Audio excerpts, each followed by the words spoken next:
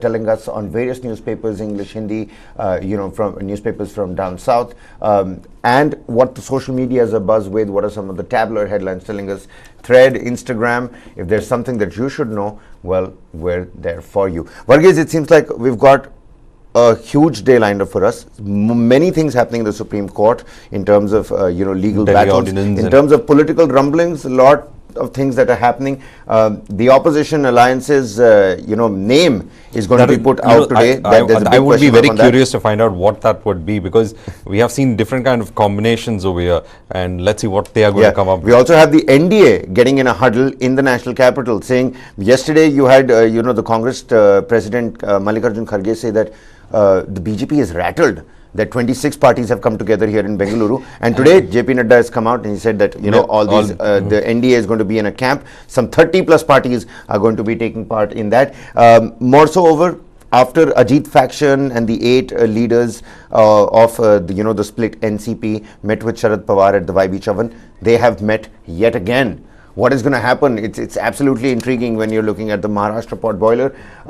Manipur internet ban, but more importantly, Mirabai Chanu, the Olympic weightlifter, somebody who's bagged those medals for India, has made the country proud. She has put out an ardent appeal on the internet to the Prime Minister, saying Manipur mera ghar hai, Manipur ko bacha lijiye, Prime Minister. Apart from that, you've got the Delhi Ordinance row, the centre versus Aam Aadmi Party tussle.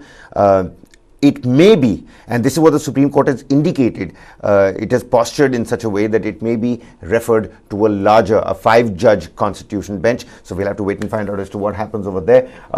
There is a huge poverty story, the poverty index, and it speaks highly. A lot of papers have been highly of about India.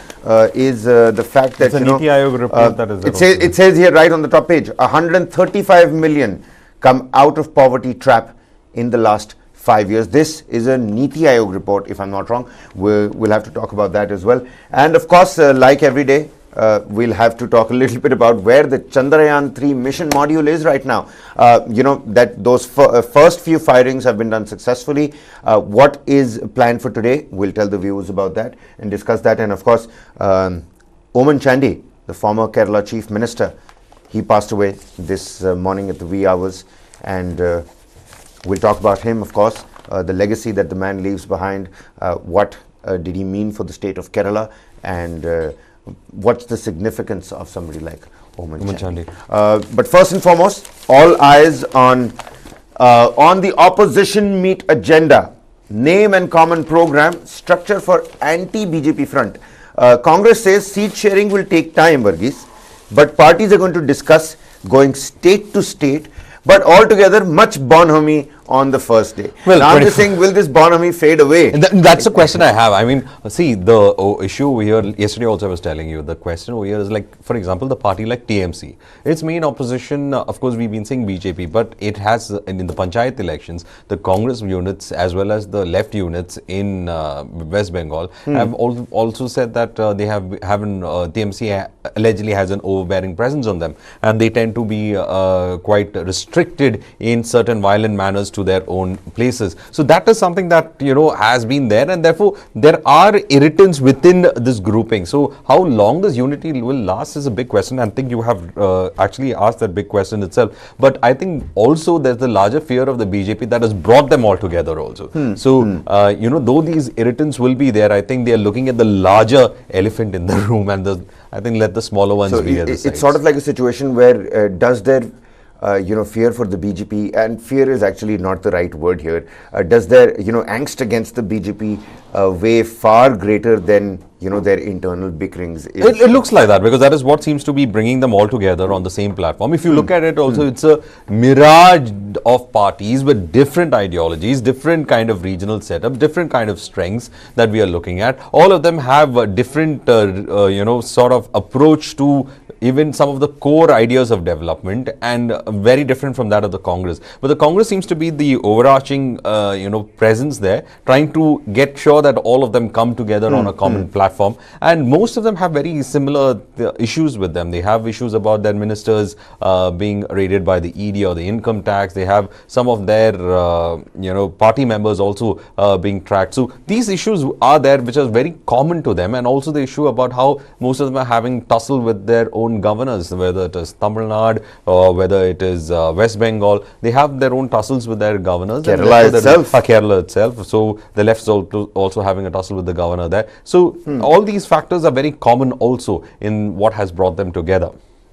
Congress says seat sharing will take time. Parties discuss going state to state. How do you see this playing out? Probably, see, it is a very practical approach that they are looking at. Probably what they are looking at is that they are looking at trying to leverage the regional strengths of these parties.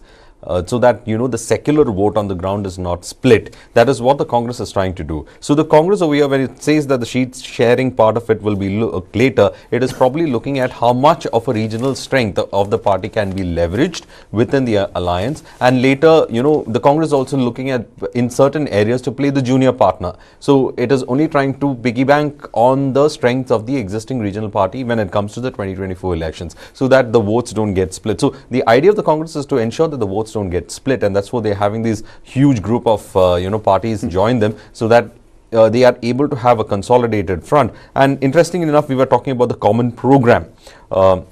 Another subcommittee will be formed for drafting a common minimum program. Several opposition parties, citing past incidents, have said that the common minimum program is an instrument for administration and is usually drafted after the results are in to guide the government of the day. However, sources said that these objections were dismissed, and instead it was felt that the party should have a concrete program to counter the BJP, and overall control to take care of day-to-day working of the alliance will be through a common secretariat. So we are looking at a kind of a formal structure coming into this alliance. An organizational structure. Yes, an organization. So we are going But to it's not happening anytime soon. This is from what you're probably reading, it's going to take some time. It's going to take time. It's going to take time, but they're trying to dish it out, and they want to see, they are looking at creating an entity that is in opposition with the BJP. So before the BJP could, start off with its individualistic campaign, they want to start as a combined entity with their campaign. That is the idea behind it.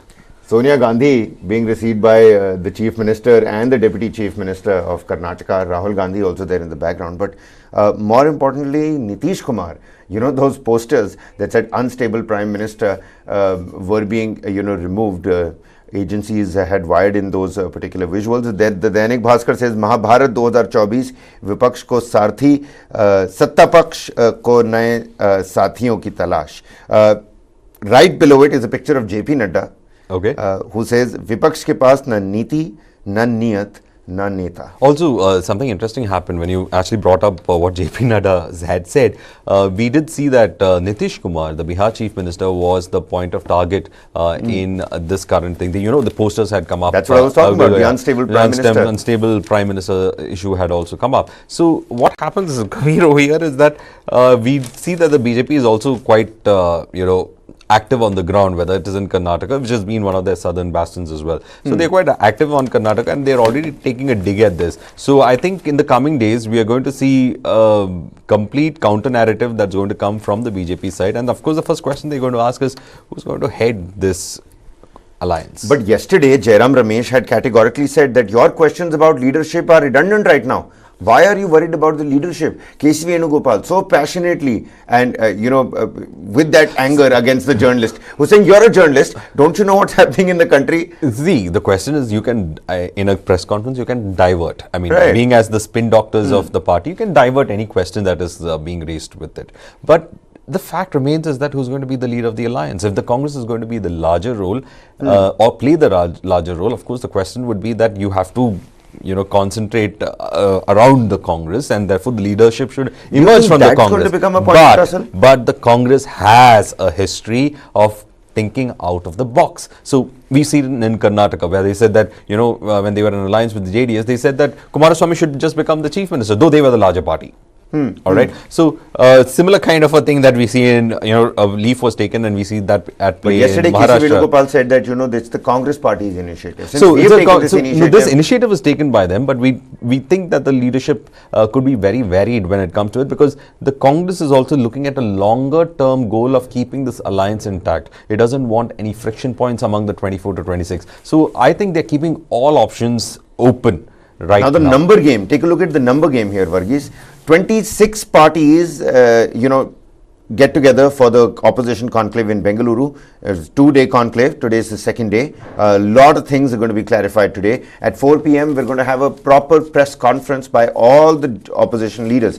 But on the other hand, 38 parties are going to attend the NDA meet, which is going to show its own, that is the next strength. Big story that we have to be tracking. It's going to show its expansion.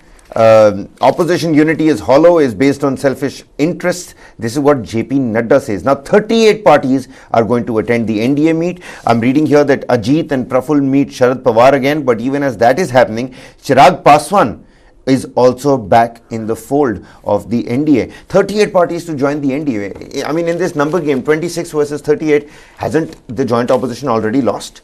Not necessarily, because some of these, what we are looking at the NDA allies, are some people who are yet to in fact make a kind of a regional presence that some of them in the opposition group has as such. So one of the major allies that we are looking at probably is the AIDMK and also the JJP. But Kabir, I want to just take a very interesting story that has come since you raised the NDA meet also.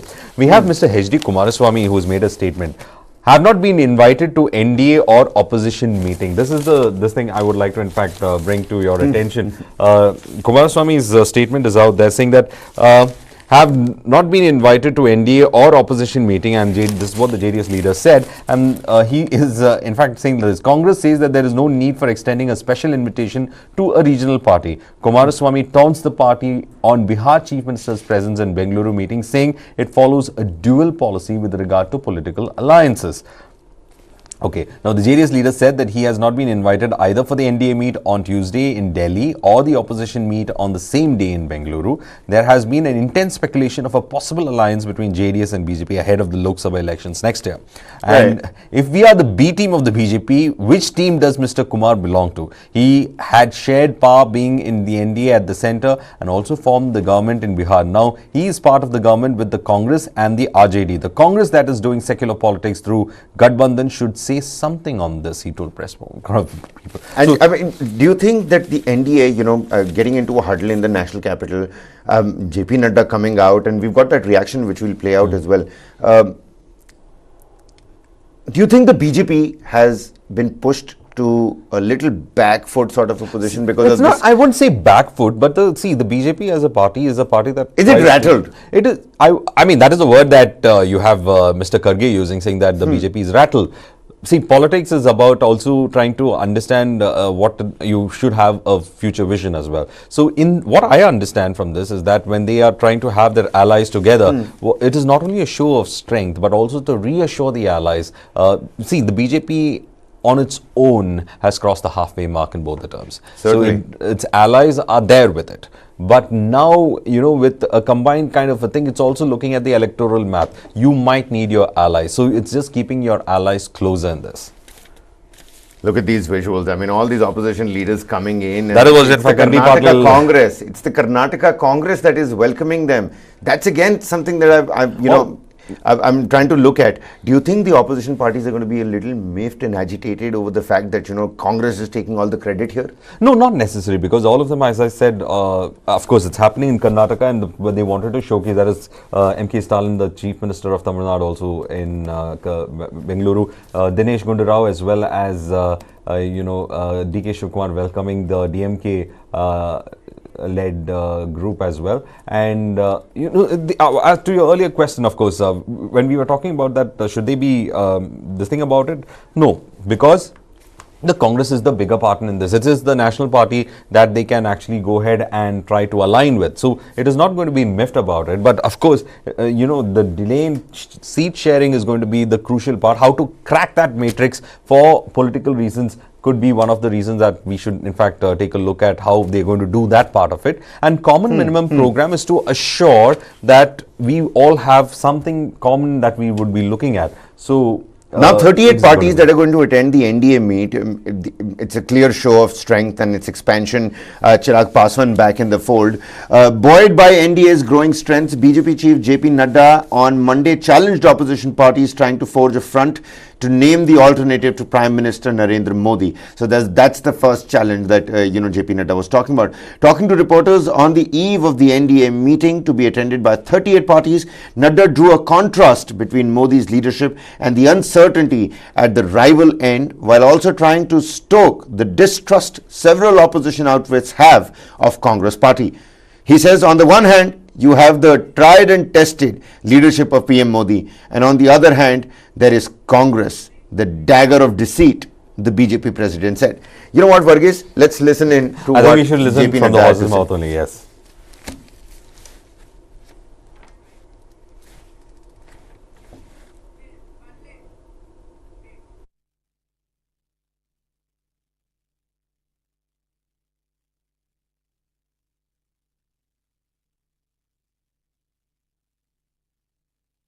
राष्ट्रीय जनतांत्रिक गठबंधन national democratic alliance की बैठक शाम को आहूत की गई है और कुल मिलाकर के अभी तक 38 हमारे पार्टनर्स जो हमारे एनडीए के पार्टनर्स हैं उनकी कंफर्मेशन आ चुकी है।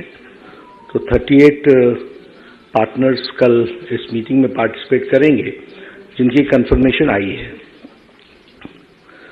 पिछले 9 सालों में एनडीए का जो एक व्याप है वो बढ़ा है, स्कोप भी बढ़ा है और कुल मिलाकर के जो डेवलपमेंट का एजेंडा है उस डेवलपमेंट के एजेंडे को परस्यू करने के लिए जो इंडियन पॉलिटी में भारत के राजनीतिक परिदृश्य में जो लोगों की चाहत बढ़ी है और हर देश के कोने कोने में पॉलिटिकल पार्टीज डेवलपमेंट के साथ अपने आप को समावेश कर रही हैं, उसके कारण से scope of the national democratic alliance has increased. और इसके साथ साथ जो स्कीम्स हैं, जो नीतियां हैं, जो प्रधानमंत्री मोदी जी के नेतृत्व में जो चल रही हैं, which is leading for the overall development of the country on all fronts, right from national security to international politics to the empowerment of the people, ये सब चीजों का एक असर पड़ा है और इसलिए एक एनडीए के प्रति एक उत्साह के वातावरण के साथ कार्य को आगे बढ़ाने में सब लोगों ने अपनी रुचि दिखाई है। Well, now, even as the Congress meets in Bengaluru, the NDA camp is going to, make sure its huddle meets up in the national capital. Maharashtra, and how Maharashtra numbers are going to fare, Varghese, over the next couple of days, and more importantly in the Lok Sabha 2024 elections, is going to be important to look at. Ajit, Pawar, Praful Patel have met Sharad Pawar again. Now, less than 24 hours after, their Sunday meeting with the NCP founder Ajit Pawar, and Praful Patel called on Sharad Pawar for the second consecutive time on Monday afternoon. Patel said they sought Pawar's blessings and urged him to take steps to keep the party united. What does this essentially mean? You have Praful Patel, you have Ajit Pawar, who literally split the NCP and went, joined hands with the BJP and the Shiv Sena Eknath faction to form that particular, coalition. Ajit Pawar becomes the deputy chief minister. So many NCP leaders, get berths. Is this a master stroke, or is it now Praful Patel and Ajit Pawar realizing that, it's high time we go back? This was a wrong step. So I don't know how it is being played out, because there is some level of Parivar family ties also working. Pawar, yes, but there's something happening within the family ties as of now, because what we read is that this is the second attempt that has been made by Ajit. Right. And failed attempt. Yeah, fair enough. I mean, this time not as much as failed, because he's the deputy chief minister. So I don't know why. Why do you think he's posturing now like this? Twice in 24 hours.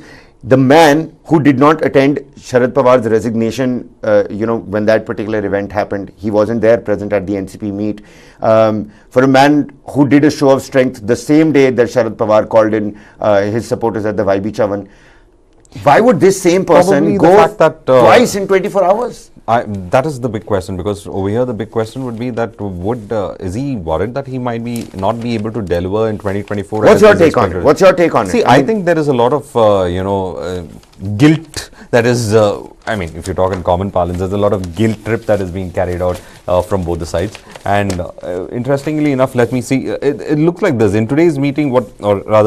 Sharad Sahib, we again asked him to ensure that the NCP stays united. Even today, he refrained from offering reaction. This is what Mr. Patel has said. Following the half-hour meeting at Mumbai's YB Chavan Center, a senior leader owing allegiance to Mr. Sharad Pawar told the Hindu that the delegation brought up the issue of the disqualification petition filed by his camp against 9 MLAs who are now cabinet ministers. I think that that is where you have to have the reading. A senior leader owing allegiance to Mr. Sharad Pawar told the Hindu that the delegation brought up the issue of disqualification petition filed by his camp against 9 MLAs who are now cabinet ministers. They are requesting Pawar Sahib to join the NDA. So this could also be a bid by Ajit Pawar to save himself the embarrassment, because he's asking Sharad Pawar to come and join hands with him, which means the Sharad Pawar, supported. If Sharad Pawar does join hands with the BJP, it says, but Pawar Senior says he will not go with the BJP, even as Team Ajit Pawar meets him again. Team Ajit Pawar has told Team Sharad Pawar to please come and join hands. And this disqualification, what kind of a role will this play? It's interesting to see. I mean, there's this little picture that the Times has put out. It's of Ajit Pawar, in the middle of a crowd who's, looking up above to the sky. In hopes, in faith. I mean, what's really happening? What's happening in Maharashtra? Also, look at this, okay? Absent from the House. Earlier in the day, the absence of 27 of the 53 NCP MLAs. Right. They don't know where to sit. Exactly. They cast a shadow on the opening of the monsoon session of the Maharashtra Assembly. While 15 MLAs, including the 9 ministers, now 15 MLAs, okay, including the 9 ministers belonging to the breakaway group, which claims support of 40 MLAs. They had initially claimed 40 MLAs. In that, 15 of them are only ones who appeared. Sat on the treasury benches. 9 MLAs from the Sharad Pawar camp sat on the opposition side.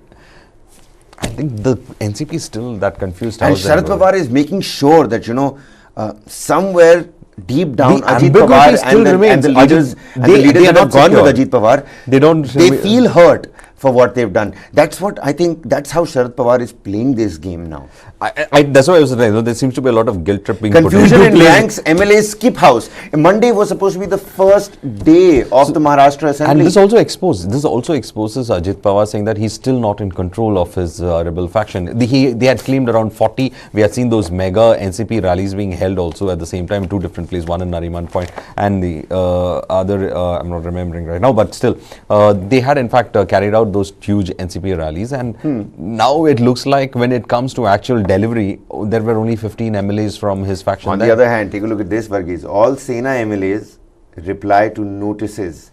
UBT response is going to come in 2 to 3 days. That's another tussle that's playing out. Uddhav-led Sena has submit its disqualification petition against Gohre and 2 other MLCs as well. So Uddhav Thackeray is also not backing out of that particular legal battle. It is going to be a long-drawn legal battle. How will this impact 2024? That I think is the bigger question. Well, there are 2 strong Maratha leaders who are now going to say that they have been backstabbed and they're going to go to the people. That is going to be it. Meanwhile, this ambiguity and this insecurity is going to continue with those who have jumped ship.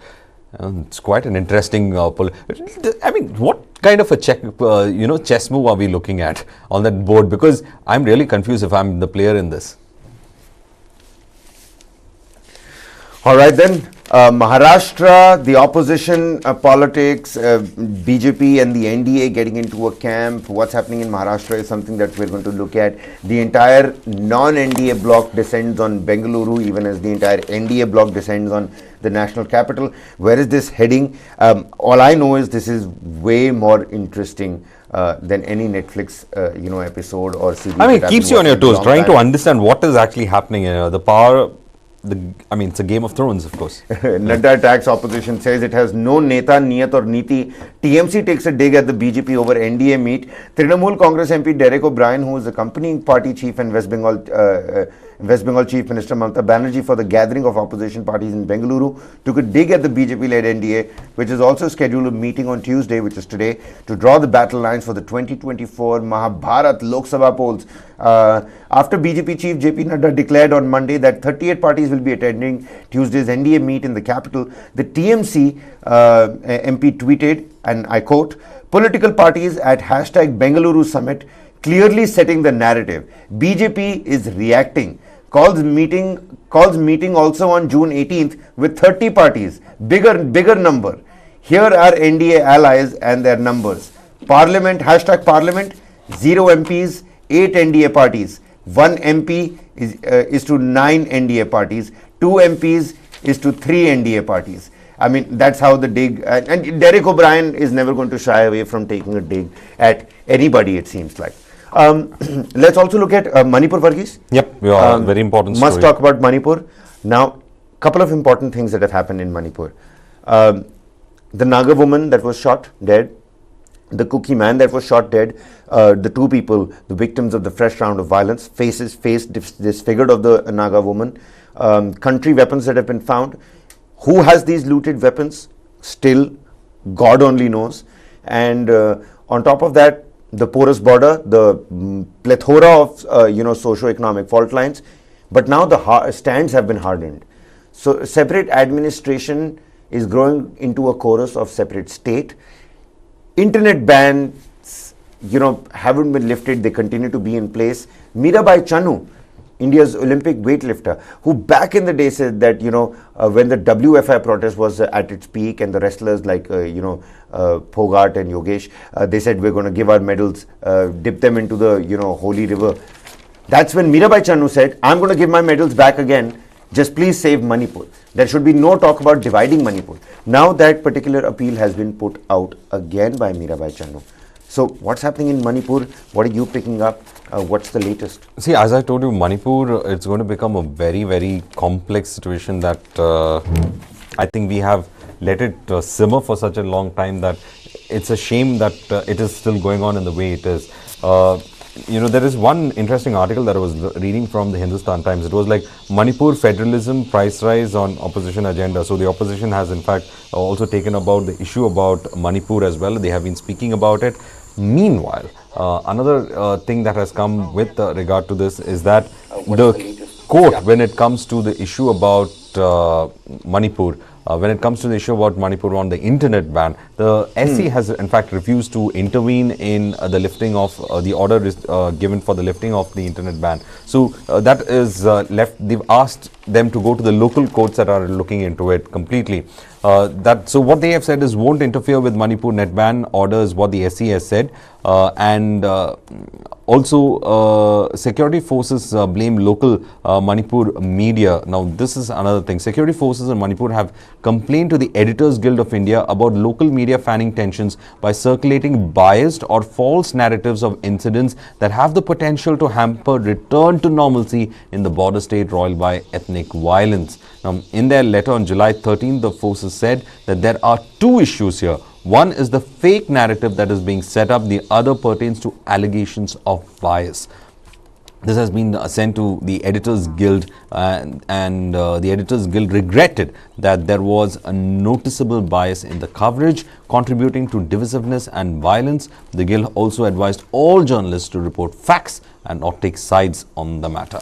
Meanwhile, the 12-hour shutdown had been observed. We were talking about, as you pointed out, on the Naga woman's death. A 12-hour total shutdown was called to protest the killing of the 57-year-old woman. So there are protests that are taking place. Yeah, there are protests that are taking place. And the total shutdown impacted normal life in Chandel, Noni, Senpati, Tamilangong and Ukhrul districts, with vehicular movement both being affected. The shutdown was called by the United Naga Council, the apex body of the Nagas in Manipur. The UNC demanded a judicial inquiry into that murder.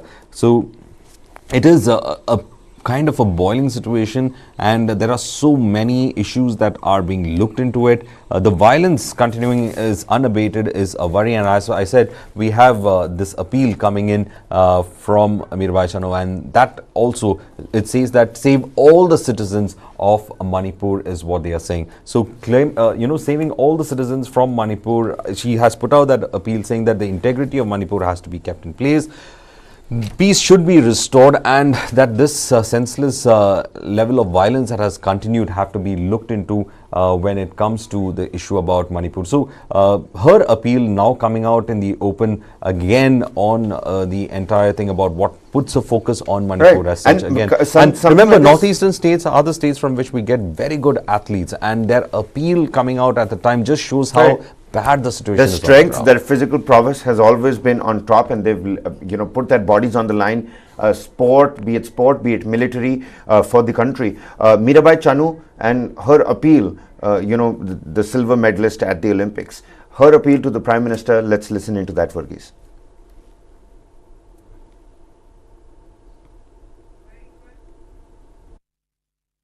Manipur में अभी चल रही लड़ाई 3 महीने होने वाला है, अभी तक शांति नहीं ला पा रही है। ये लड़ाई की वजह से काफी प्लेयर्स को ट्रेनिंग नहीं कर पा रही है और स्टूडेंट को पढ़ाई में डिस्टर्ब हो रही है। कई लोगों की जान जा चुकी है और बहुत सारे घर जल चुकी है। मणिपुर में मेरा घर है। फिलहाल मैं अभी यूएसए में हूँ। आने वाली वर्ल्ड चैंपियनशिप और एशियन गेम्स के लिए तैयारी कर रही हूँ। मैं मणिपुर में नहीं हूँ, फिर भी सोचती हूँ, देखती हूँ कि कब खत्म होगी ये लड़ाई। मैं अपील करना चाहूँगी कि हमारी प्राइम मिनिस्टर जी और होम मिनिस्टर जी को जो लड़ाई चल रही है इसको जल्दी से जल्दी ठीक करे और मणिपुर की सभी प्रजा को बचा लीजिए और मणिपुर की पहले से शांति जो है वो लाइए। Like Mirabai Chanu, who's on tour in the United States, training, practicing, she could have put out a more aggressive word, but it seems like it's really, really close to the athlete's heart, the way that she's talking in that message. And she's not trying to save only one community. She's saying sabhi praja ko bacha lijiye, save each and every one. And the way she puts out the facts, it's not like the people who are away from Manipur also don't know. She knows it. It's going to be 3 months. So many houses have been burnt. So many guns out in the open, narco-terrorism. You name it, and Manipur is facing that problem. Is this the end of the line? Do you need somebody like Mirabai Chanu and her to appeal to the Prime Minister and the Home Minister to take stern actions now? See, these appeals have been coming in from many quarters. You had Maricom also making an appeal. We had Chanu, now Chanu also making that appeal. It only tells us that the situation is desperate right now. And we were reading about how the security forces, the kind of challenges they are facing on the ground. So why is it that we've not been able to crack this violence that happened? May 3rd, it's been happening, Kabir. Now it is what, July, today is July 18th. And that it's in fact shows that this violence has been continuing unabated for such a long time.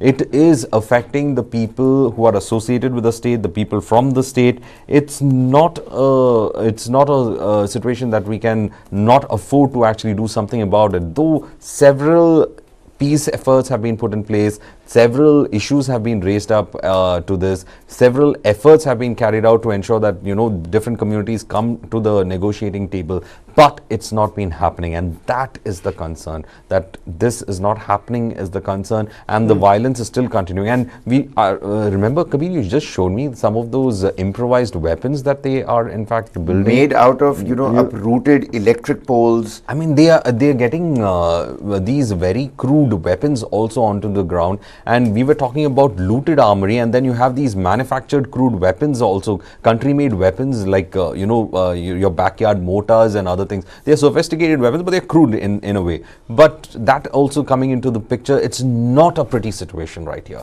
that Certainly. We are looking at, and therefore it's going to be a challenging situation for the security forces, for the government of the day, and at the same time for the center as well.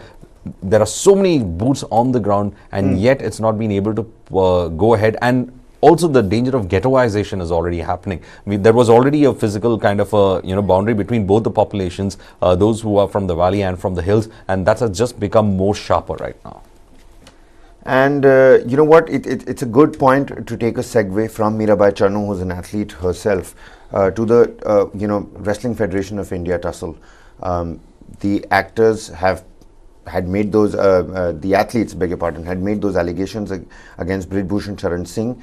Several witnesses, and those 6 allegations that we read out earlier in the week before, that case has finally reached the court. There is going to be a hearing on that. What's the latest on that? How are you looking at the court proceedings to play out when we're trying to understand how Brij Bhushan Charan Singh's side is going I was looking at the charge sheet. Yeah, Exactly, I was looking at the charge sheet, and the thing is, Brij Bhushan Charan Singh has been charged without arrest, and that is because he and the other person, Tomar, has been cooperating according to certain rules and thing about being part of the investigation, and because of that, he's been charge sheeted without arrest. And there are chances of more supplementary charge sheets being added to it based on the forensic There's evidence already from a the 1,000-page charge sheet It's that's already there. There could be more, because they are still examining the forensic evidence from the electronic devices that have been submitted, and whatever electronic evidence that they can see. So we are going to see that charge sheet in fact already increase, and supplementary charge sheet also being added to it. So that is reaching a point, and of course this will be fought in the court of law, and Brij Bhushan Singh also will be fighting it with regard to it. But then the Delhi police investigations have led to unearthing of certain evidences as well. The wrestlers have also spoken, who have allegedly been subjected to harassment. The main accusations essentially boil down to Brij Bhushan Charan Singh touching these women in the wrong places on the pretext of checking their breath or their breathing and how, exactly. So, but then how, they are saying, many of them are saying they have enough electronic evidences to implicate him. So that is, we're waiting for those results right now, and then we'll see how those evidences will be added to the supplementary charge sheet and how the case is going to be built on this. I'm reading the Business Standard. It's an internet copy. It's come in just now. It says women wrestlers allege oversight panel biased towards Brij Bhushan. The outgoing W5 chief is scheduled to appear before a trial court on Tuesday, which is today, in pursuance of summons issued against him and the Federation's Assistant Secretary Vinod Tomar. Now, the women wrestlers have questioned the intent of the oversight panel that probed the sexual harassment accusations against Brij Bhushan Charan Singh. You remember earlier, this same oversight panel, the headlines read that, the allegations that were used in that particular charge sheet, the statements of witnesses that were used in the charge sheet by the Delhi police, the same allegations and accusations were, put forth in front of this oversight panel. But the oversight panel, and Maricom also a big role to play in this particular panel, took no particular action when it came to the Well, it just means that the internal mechanism that was built in has failed. Here it says that it was biased towards him, and said that the charge sheet filed by the Delhi police in this sensational case, the outgoing W5 chief is scheduled to appear before a trial court. So that means, Kabir, that means the internal mechanism has failed, right? There was an internal mechanism that they had put, it's completely failed. The wrestlers have been pointing a finger at the internal mechanism, but it has just completely failed. It just means that it has been completely failed. That is why we see this being raised to such an level. And now they had to approach the court, they had to go on a protest, and they had to go and carry out. So the entire internal mechanism that which should have red flagged the issue from inside itself has failed. Now the charge sheet runs into 1,599 pages. It contains the statements of 44 witnesses besides 6 statements by the complainants which were recorded under CRPC 164. One of the complainants has been quoted in this particular copy. It says, even after giving my statement before the oversight committee, whenever I visited the Federation office, the accused looked at me with distasteful and lustful eyes and made wrong gestures which made me feel insecure. This coming in from one of the complainants. The statement of the wrestler further read that even the video recording was being switched off and on while I was giving my statement, and in spite of my request, the committee did not supply me a copy of my video recording.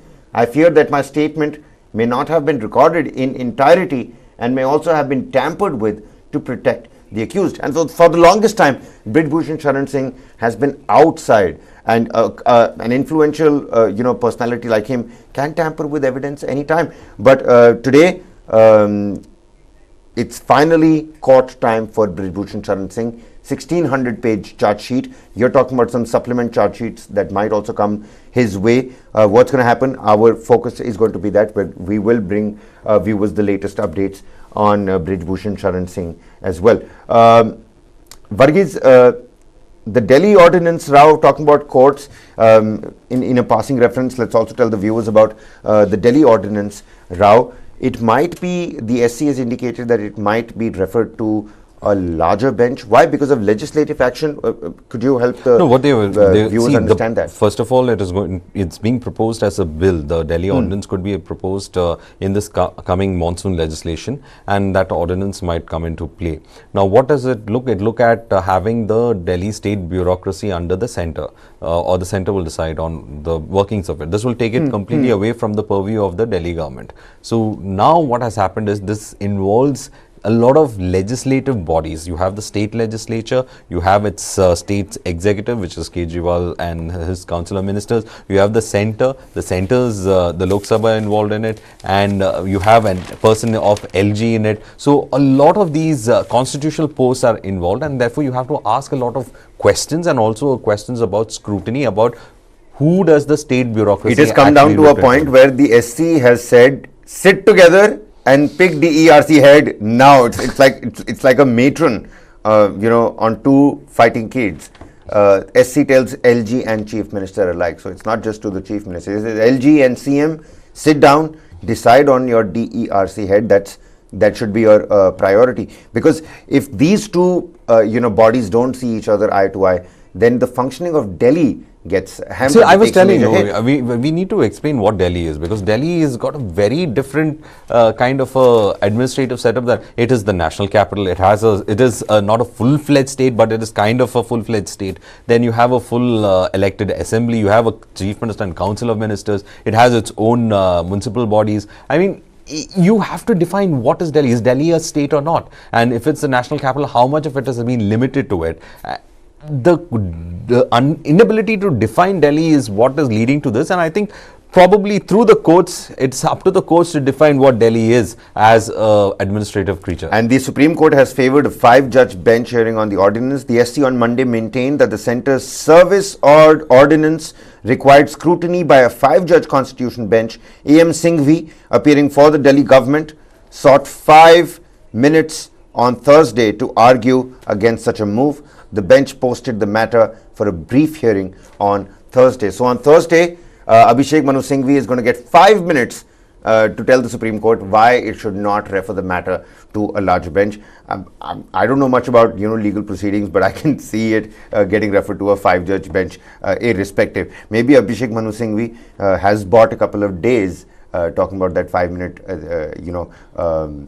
argument that he wants. Vigilance Department was targeted. Centre cites Kejriwal government's high-handedness in posting transfer orders on social media. Says cabinet meetings were not held, decisions taken by circulation of notes, that's all. Says after the SC order, Vigilance Department was targeted because it had certain files about which either investigations, inquiry were going on or contemplated. Says files were sent to the LG, were not authenticated by Chief Minister Kejriwal. The centre alleges 90 IAS officers were transferred without following due procedure. The centre says SC panel found Delhi government spent 980 crore rupees for propaganda of a political party in power. That is, city government failed to deposit the amount with the state exchequer when told to. So what's going to happen here is also something that we'll have to wait for till Thursday. But it's going to be interesting to see, because what will happen to Delhi will probably define a lot of these grey areas in the constitution. So it's going to be a very tough task for the learned judges. But yes,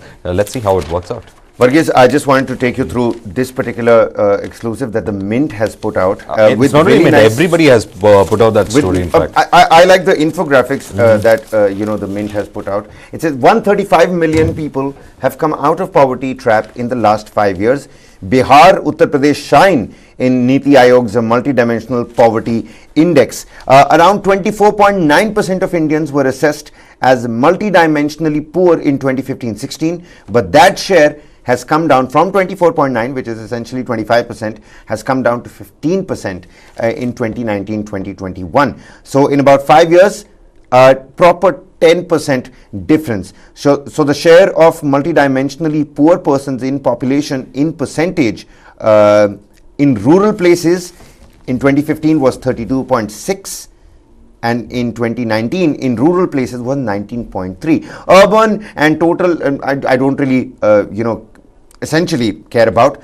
I would more rather focus on the rural poverty, and the share of multidimensionally poor people in rural places has gone down by 32.6% to 19.3%. Well, look at the states where you have been able to make that reduction. Bihar, Uttar Pradesh, Madhya Pradesh, Odisha, Rajasthan, Delhi, Kerala, Goa and Tamil Nadu have the least number of people facing multidimensional poverty, along with union territories. Bihar, Jharkhand, Meghalaya, Uttar Pradesh and Madhya Pradesh top the chart where the percentage of population which is multidimensionally poor is high. Now, multidimensional poverty in urban areas, of course, we were saying we will be looking into it, but NITI Aayog's report in fact reflects the fact that we have been able to have that trickle-down effect when it comes to wealth.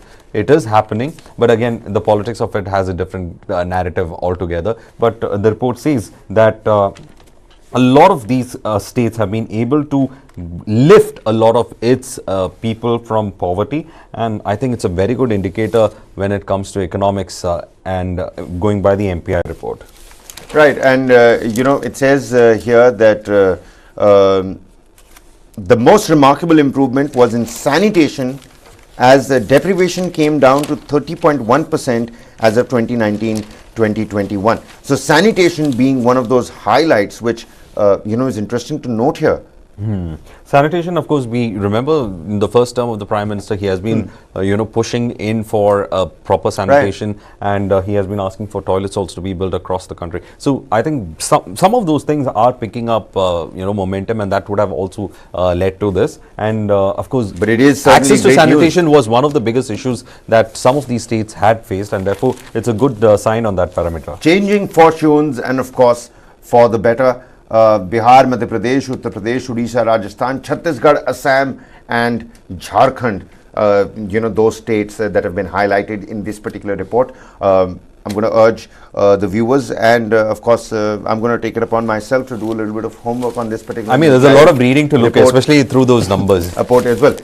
Really quickly, just like every day, we've promised the viewers we're going to talk about Chandrayaan mission module. Where is it headed? Well, yesterday they did an orbit raising maneuver. Today also they are going to fire the thrusters. I think it is. So this is the latest detail. It's on the internet. It's been put out by ISRO.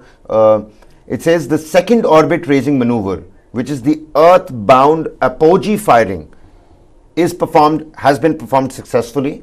This is the second orbit raising maneuver in the earth-bound apogee firing.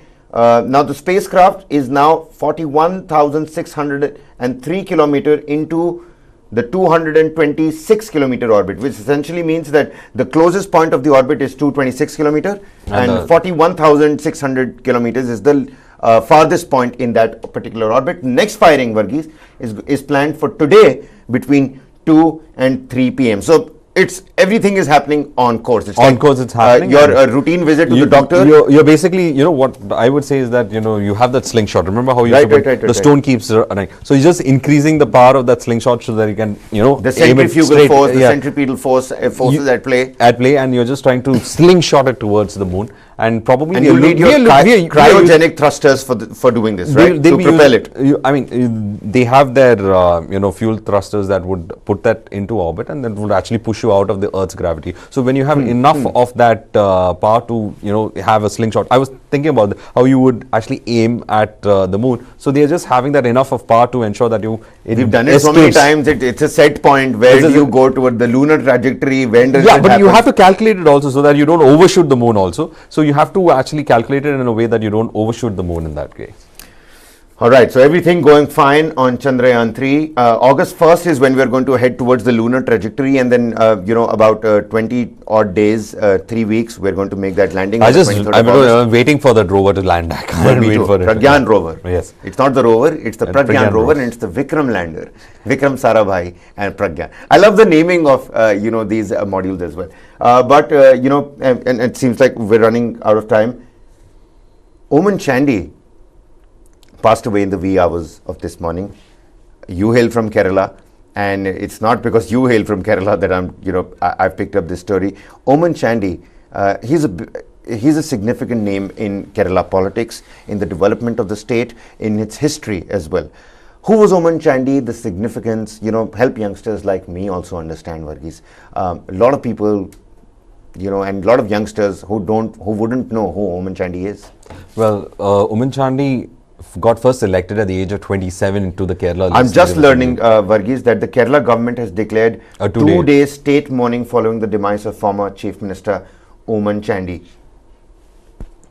This was, in fact, both of them are actually Pinarayi Vijayan and Oommenchandy, the visuals that we have over here. Both of them came through student politics, and both of them came to the legislature at the same time, and both of them have been chief ministers and have been opposition leaders as well as chief ministers as well. So both of them have had that kind of bond, and today Pinarayi was actually saying it's very difficult to say bid farewell because you have always seen Oommenchandy as your rival, at the same time as your counterpart when it comes to the legislature. Oommenchandy in 1969 he won his first legislature, and from Pudupalli. From then onwards, he has not, in fact, he's been quite undefeated as well from Pudupalli. He's hailed from there, and he is known. He won a United Nations Global Award for being the chief minister who was able to move with the people. He was the first chief minister who opened up his office in such a manner that anyone could walk in and speak to him. So, wow. So the United Somebody Nations was very accessible. He was very accessible, and he used to have these huge mass contact programs where he used to walk among the crowds, listen to them, listen to every person. A ground leader per se. He's a very grounded leader that way, and he was considered to be the mass leader or one of the last mass leaders of the Congress in Kerala. And they have not been able to put up pouring in on Twitter, Varghese. A lot of politicians, their tributes are certainly. So his funeral will be held Oommenchandy has passed away at the age of 79. Yeah. And due to prolonged illness. He's been suffering from cancer, and he was in treatment at a hospital in Bengaluru. His son was in fact following up. His son Chandy Oomer is the one who's posted on Facebook that Oommenchandy is no more. And it's an end to a level of Kerala politics because Oommenchandy's name is closely associated with AK Antony also, and both of them are the ones who brought a change within the Congress in Kerala. The I group and A group kind of politics that was happening. Certainly a hit to the party in Kerala. It is a hit to the party in Kerala, and Oommenchandy, being a veteran leader, had also started off and groomed and been a mentor to a lot of young Congress leaders. All right, you know what? We're going to close this discussion off. But before we do that, one quick anecdote. What do you remember? Something very interesting about Oommenchandy. Well, Oommenchandy, in a state where you have a lot of atheists, was a person who believed in God, and therefore, whatever he started, he believed going to his church in Pudupalli, St. George's Orthodox Syrian Church in Pudupalli, and praying there before he started anything big. And that does not stop him from being a believer. He did not stop from addressing the issues of non-believers, of any other religion or anything like that. So he was a mass leader, and it's a huge loss for the people of Pudupalli right now. Well, all right. Oommenchandy, and for Kerala, passes away at the age of 79. Condolences pouring in on the social media everywhere. Tributes are pouring in from various colleagues and other political parties as well. Our hearts and souls and prayers go out to Oommenchandy's family at this point in time. The bereaving family, hearts go out to that particular family. Certainly an end to a particular era of Kerala politics. May his soul rest in peace. Varghese, many thanks for joining with us on today's Page 1. We've got loads lined up in the day today. Later on in the evening, you've got Under the Global Lens, the top international story. 7 p.m., we take you to the biggest debating story of the day in The Real Point. At 12, we've got you a special discussion on the Manipur crisis. During the day, you've got the South Indian, and at 11 a.m., we bring you the latest from the opposition conclave in Bengaluru and the NDA huddle in the national capital. Many thanks for joining with us.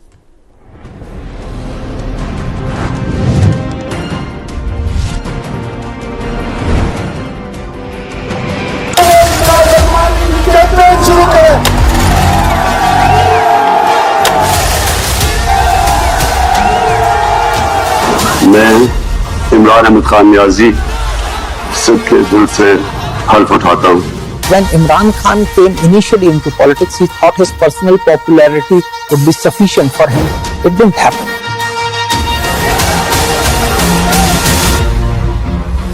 The retired military general